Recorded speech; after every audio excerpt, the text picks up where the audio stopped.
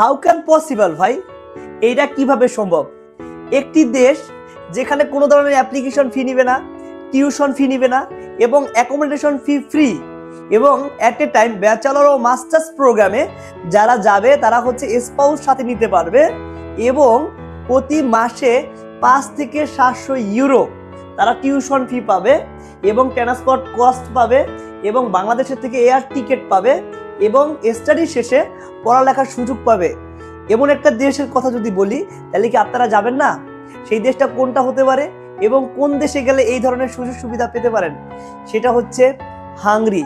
হাঙ্গরিতে স্টুডেন্টদের জন্য ইন্টারন্যাশনালি এই স্কলারশিপ এবং এত বড় একটা সুযোগ সুবিধা দিয়ে রাখছে।